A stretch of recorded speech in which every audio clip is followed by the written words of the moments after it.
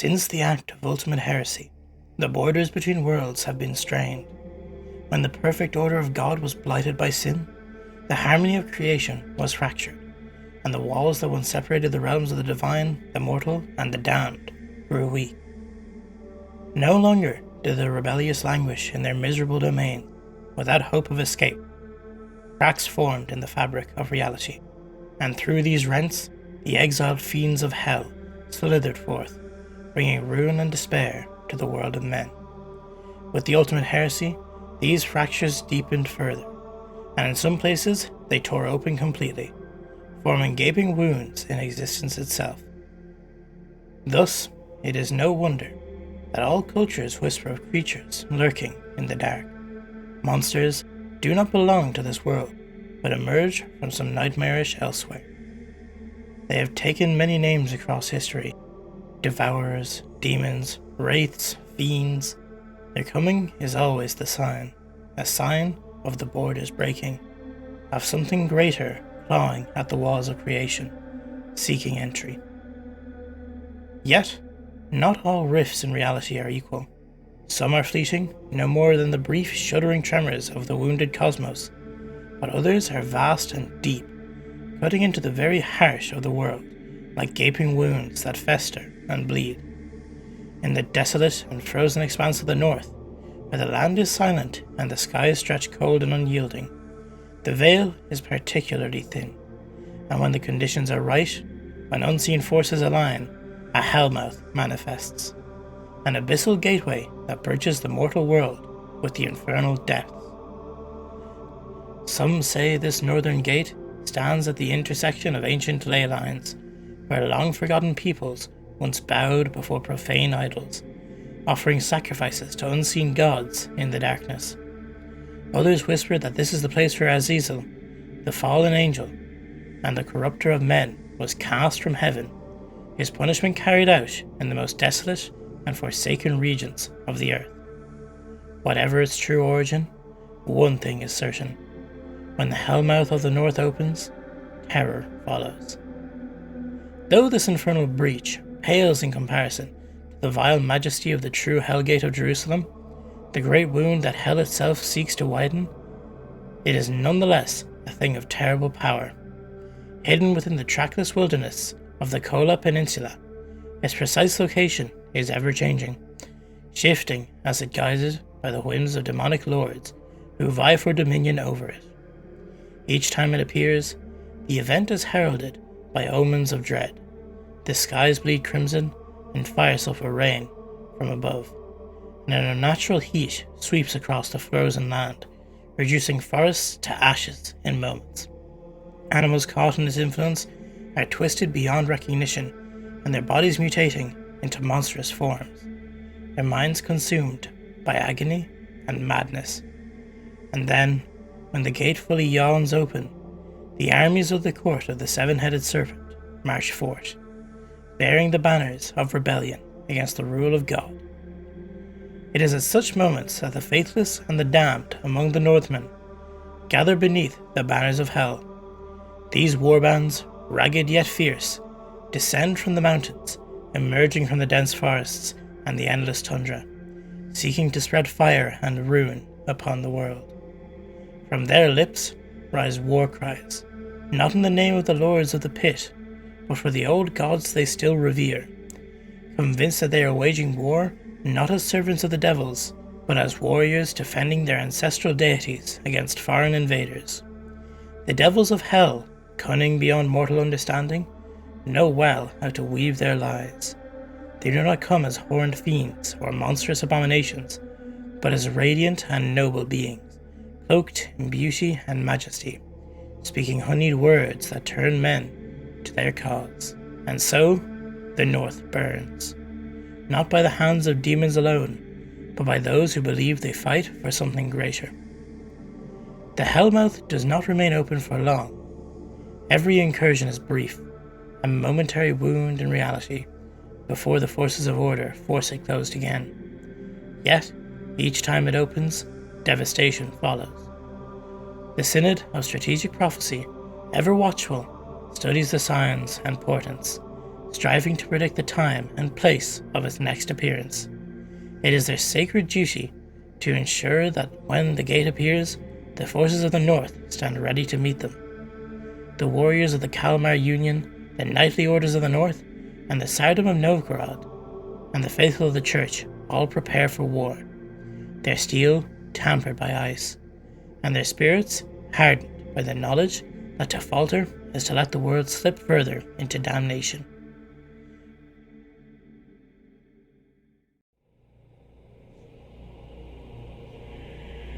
The battles fought at the hellmouth are like no other. These are wars waged in the dead of winter, in a land where even the sun's light is weak and fleeting. The enemy does not fight with fire and brimstone alone, but with cold and hunger, wielding the very elements against their foes. Each invasion is met with fierce resistance, and thus far, each has been beaten back, but always at a terrible cost. And even when the gate closes, the horror does not end. The land remains scarred, haunted by the remnants of the Hell's armies. Monstrosities still stalk the forests, twisted and ravenous, waiting in the shadows for the call to war once more. Yet there is far graver concerns, one that gnaws at the hearts of those who stand vigilant over the northern gate. Zinier, one of the great princes of the fallen host, is a name spoken in hushed tones. His power, both feared and despised. He is the devil of the north, a sovereign of the abyss whose dominion stretches over these frozen lands. And the Council of Saints has delivered a dire warning. If ever Zinier ascends to the head of the court, if ever he claims the sin of pride as his mantle, then he will come to stake his claim over the north in full. And on that day, when his black banners are unfurled and his legions march, the very mountains will tremble beneath his passing, and the world will know despair. Now, that brief snippet that you just heard was just posted on the Trans Crusade Instagram, and I've got to say, I find it utterly fascinating. There is a number of really interesting things mentioned that I think are just expanding the world in such a good way. First and foremost, the Kalmar Union. Now, this is a great change in the timeline from our history. See, the Kalmar Union was a thing in the real world between the years of 1397 and 1523. The Kalmar Union was a political union uniting Denmark, Norway, Sweden, all under a single monarch, initiated by Queen Margaret I to strengthen the Nordic kingdoms against external threats. Though each kingdom kept its own laws, Danish dominance led to tensions, particularly with Sweden. The Union faced growing resistance, culminating in the Stockholm bloodbath of 1520, where Danish King Christian II executed Swedish nobles, sparking rebellion. In 1523, Gustav Vasa led Sweden to independence, effectively ending the Kalmar Union. But though short-lived, it was an early attempt at Scandinavian unity, influencing future cooperation between these Nordic nations in our real world. Now, I find it interesting that in the world of Trans Crusade, the Kalmar Union also exists. See, I had never really thought of how, in the world of Trans Crusade, all of Europe wouldn't be focused on the main warfront down in the Levant. But this is a really interesting idea that there is another Hellgate. Well, strategic sense first of all, the Hellish armies would want to attack more places, but it also leaves us far more interesting lore in the world, because it leaves a lot less countries out. Because I never actually thought of what the Scandinavian countries would be doing in the world of Trans Crusade. I kind of just assumed they'd be doing the same as most European countries and giving tithes to New Antioch to funnel into the war effort. But to know that the Kalmar Union also exists is fascinating because it means they are a force to be reckoned with. I assume they're a powerful coalition of Nordic realms, uniting the kingdoms of Denmark, Sweden and Norway under a single crown, the same as in our real world. And I assume it's formed to consolidate strength against external threats, in this case, Hell. And, of course, the Northmen. Now, I find the fact that the Northmen still believe in their pagan gods very interesting. It leaves a lot to be discussed on how paganism will be treated in the world of Trans Crusade. There was a little snippet on Irish paganism in the Part About era, And I had been wondering ever since how they were going to treat the likes of paganism in, well, African and European nations. So to see they're kind of siding with the enemy makes a lot of sense to me, because it makes sense that they disguise themselves to win over as many human followers as possible. So I'm very excited to see how that furthers in the lore. But I assume the Kalmar Union itself serves as a bulwark of Christendom in the north. I'd assume it's basically the closest and strongest faithful nation near this new hellmouth wherever it appears, and to see such a new environment introduced to Trench Crusade has really interested me, because these warriors must be hardened by brutal winters and ceaseless wars. They have to fight with unwavering resolve, wielding steel and faith in equal measure. While internal rivalries and political struggles will probably strain the Union, its lords and knights must set aside their differences when the legions of hell descend, knowing that should the North fall, the rest of Christendom and Northern Europe may follow. I'm curious to see what their take on Danish domination of the Kalmar Union will be like in this world, whether it's a shifting power balance or different monarchs take charge at different times. I assume it has to be different from our world since it didn't collapse due to infighting.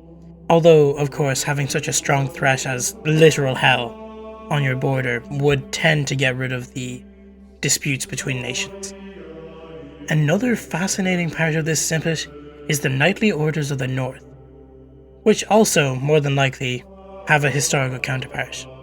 Off the top of my head, I would say these knights are based off the Teutonic orders that moved and settled in the Nordic and Baltic regions in the late 1100s in our world. Though I assume there is a difference in the timeline, as the Teutonic orders were created in the Third Crusade and initially focused on defending Christian-held territories in Outremer. The order later shifted its efforts to Europe itself, particularly to the Baltic region, where they launched crusades against pagan Prussians, Lithuanians, and other Baltic tribes. This led to the creation of the Teutonic state, which became a powerful force in the medieval Northern Europe. I believe these knightly orders of the North will be heavily based on the Teutonic order, though how they were founded, despite there being no Third Crusade, I couldn't guess. I'm curious to learn where and how they were founded in universe, and I'm sure the answers will be just as interesting. And finally, the sadum of Novgorod is another nation that raises some interest. In our world, the Sadum and Republic of Novgorod was a medieval East Slavic state centered around the city of Novgorod in what is now Russia. Originally, it was part of the Kievan Rus, but Novgorod became independent and formed a republic in the 12th century, governed by a council of boyars, who were noble families, and led by a prince chosen from among them. It was one of the most prosperous and powerful cities in Eastern Europe, known for its trade routes that connected Europe and Asia. In the early 16th century, Novgorod independence was absolutely crushed by Ivan IV, or more commonly known as Ivan the Terrible, who annexed the region of Novgorod into the Sadum of Russia in 1478, ending its existence as an independent entity. The city played a pivotal role in the early formation of the Russian state and its eventual expansion. This must mean that in the world of Trench Crusade, the Sadum of Novgorod was never defeated by Ivan the Terrible. Maybe, because of the differing timelines, Ivan never even existed to begin with. However, this will have massive ramifications for the Trench Crusade world at large. For now, before the map has been released, it is unknown how big these nations are. But if we were to mostly follow world history, which I believe it would be, it means Russia is not unified, but instead fractured into an unknown number of countries, which only means we have even more to look forward to from these Slavic lands. Another fascinating point is the hellmouth of the North itself. Having another hellgate was something I always believed would be the case, but having one in the Arctic North is very intriguing, bringing another front to the war, and one so different from the one in the Levant, brings a whole new aspect into the world of Trench Crusade. I believe that another number of hellgates will be revealed in time, in places like the Americas, Australia, or the Far East in China. But those are yet to be announced. But the fact that another hellgate has been confirmed, and that this one disappears and reappears at different times and places, allows for a whole new possibility with a devilish host to wage its war in creation. If my theories are correct, and that more hellgates can appear in locations where God fears, or where his light does not shine as strongly, then I'm sure we'll see similar cases throughout the world, and this will bring a whole new aspect to the war in creation.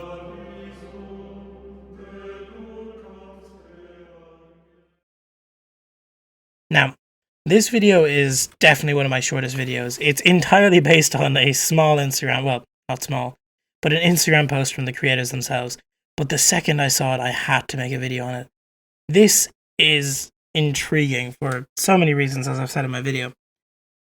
The Hellgate's ability to appear and disappear means that there is no easy way for the forces of the faithful to counter it. And the fact that this Hellgate is obviously smaller than the one in Jerusalem means that it can be used to allow like elite strike forces in. Now, as you can tell by the video, I was deeply fascinated by the fact that these have introduced countries that haven't existed in our history for centuries, and I absolutely love the inclusion of small, lesser known cities and city-states like the Sadum and Republic of Novgorod, though I assume, since it's called the Sadum of Novgorod in the text, it is not in fact a republic in this world, which is another interesting fact. Either that or it was still called the Sadum despite being a semi-republic, since it wasn't officially a republic anyway, because it only voted out of the elitist aristocracy and still had a monarch. But that's a different story. And the Kalmar Union, I absolutely love to see anything mentioned about them because they were such a fascinating time in Scandinavian history, which I have a personal interest in.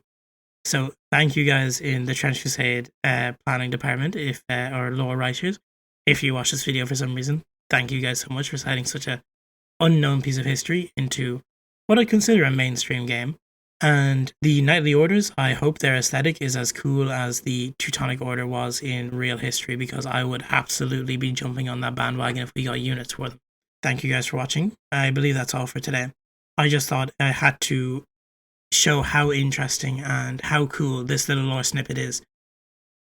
Next one I will be making might be either on the Free State of Prussia, the Temple of Metamorphosis video, which I have written but I haven't recorded yet because this one sort of took over from that, and the Synod of Strategic Prophecy got a little lore snippet released. If you would like me to take a look at that, tell me in the comments. I'll be putting up a post, and with any suggestions you have, just let me know.